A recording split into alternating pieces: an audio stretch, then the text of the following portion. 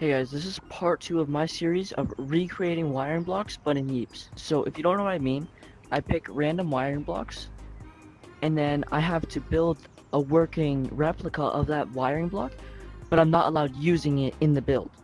Anyways, in part 1, I built the randomizer, D-latch, and toggle. And this time, the first block was actually commented on the last video, and it was this block, which basically you need 2 inputs to turn it on. And I'm not even gonna act like I'm gonna struggle with this because I already know how to do this. It's gonna be pretty easy.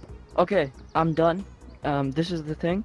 Click one button, it doesn't turn the light on. Click the other button, doesn't turn the light on, but if you click both at the same time, it'll turn the light on.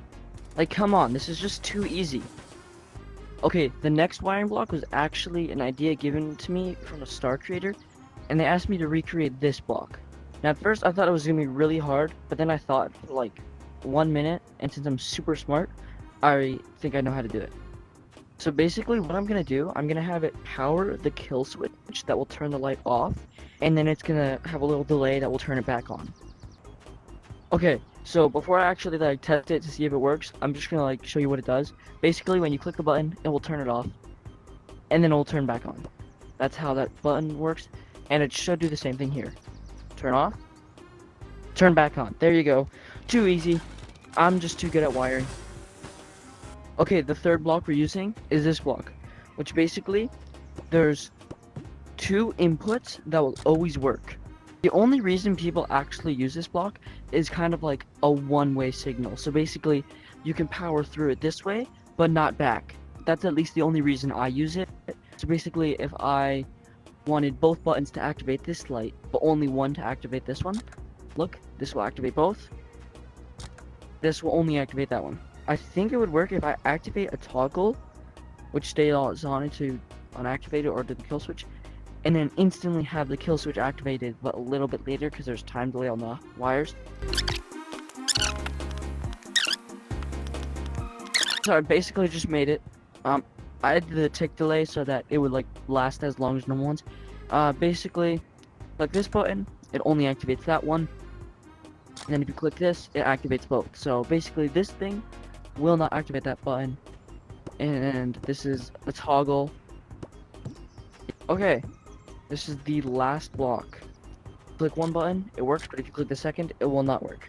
That's how this weird block works. I don't think anyone uses it because it's kind of useless. Whatever.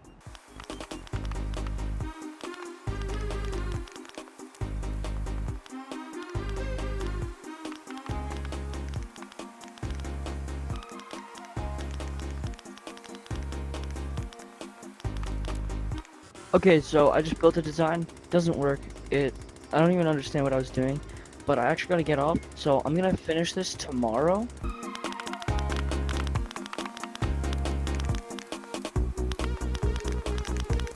This works. I'm gonna be confused because I don't even know how this works.